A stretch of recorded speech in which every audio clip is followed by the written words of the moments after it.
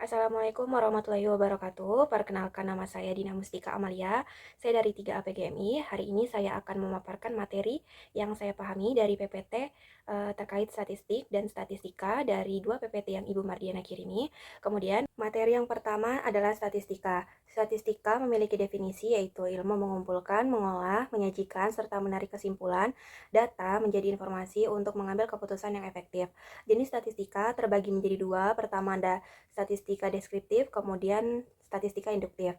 Statistika deskriptif terbagi menjadi 5 bagian. Pertama ada penyajian data, ukuran pemusatan, ukuran penyebaran, angka indeks, serta deret berkala.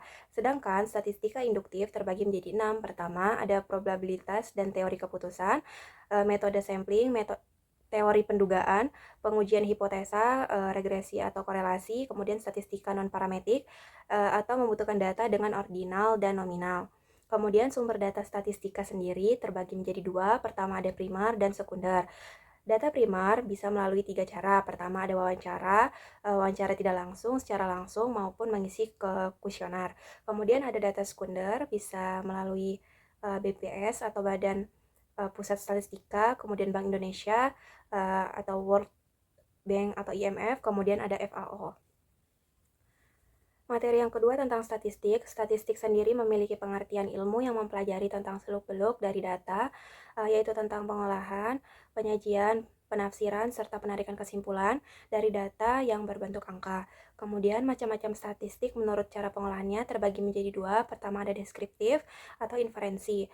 Deskriptif sendiri yaitu pengumpulan dan penyajiannya data secara mudah dipahami. Kemudian yang inferensi, penafsiran dan penarikan kesimpulan yang berlaku secara umum dari data yang sudah ada.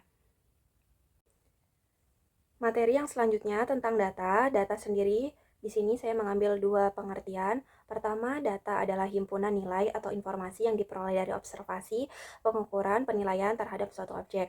Kemudian pengertian yang kedua yaitu fakta yang digambarkan melalui angka, simbol, atau kode. Data sendiri terbagi menjadi beberapa pengelompokan. Pertama, menurut sifatnya terbagi menjadi dua, yaitu kualitatif dan kuantitatif.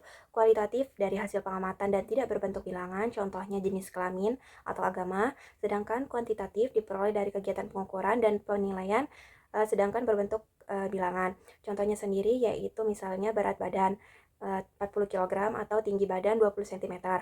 Kemudian yang kedua berdasarkan sifat angka, ada dua, kontinu dan diskrit. Kontinu adalah data statistik yang angkanya bersambung-sambung seperti berat badan atau luas tanah. Sedangkan diskrit adalah data statistik yang tidak mungkin berbentuk pecahan seperti jumlah sel, jumlah kloroplas, atau jumlah trombosit. Kemudian pengelompokan ketiga ada berdasarkan tingkat pengukurannya. Pertama ada data nominal, yaitu data statistik yang cara menyusunnya berdasarkan kategori atau klasifikasi.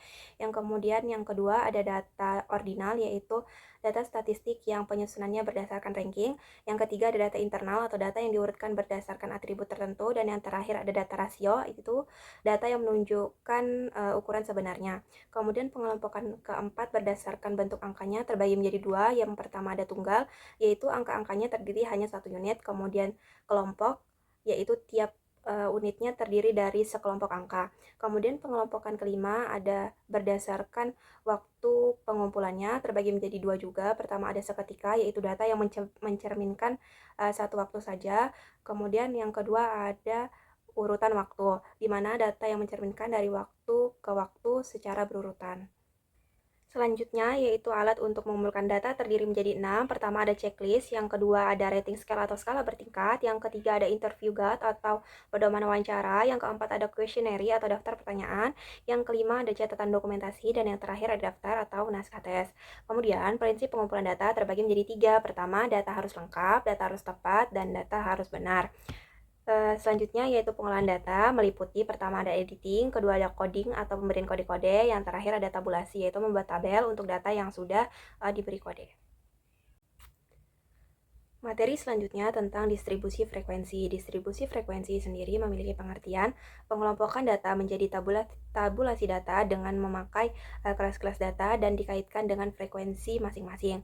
Kemudian distribusi frekuensi memiliki dua jenis. Pertama ada relatif, yang kedua ada kumulatif. Relatif sendiri memiliki pengertian membandingkan frekuensi masing-masing kelas dengan memilih jumlah frekuensi dan total dikali 100%. Kemudian kumulatif terbagi menjadi dua lagi. Pertama ada kumulatif kurang dari, yang kedua ada kumulatif lebih dari. Materi selanjutnya yaitu tentang ukuran pemusatan dan letak data. Ukuran pemusatan sendiri terbagi menjadi 5 bagian. Pertama ada rata-rata hitung, kedua ada median atau nilai tengah, ketiga ada modus atau nilai yang sering muncul atau data yang sering muncul, kemudian ada rata-rata ukur, dan yang terakhir ada rata-rata harmonis yaitu dalam bentuk pecahan atau desimal.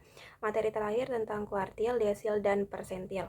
Kuartil sendiri ditandai dengan Q besar dan I kecil dan biasanya terdiri dari Q1, Q2, dan Q3. Sedangkan desil sendiri ditandai dengan D besar dan I kecil, sedangkan persentil sendiri ditandai dengan P besar dan I kecil. Dari materi yang sudah saya simpulkan, manfaat statistika pendidikan sendiri yaitu satu, memberi gambaran tentang keadaan pendidikan. Yang kedua, kita dapat menyusun laporan kependidikan secara ringkas, jelas, dan teratur.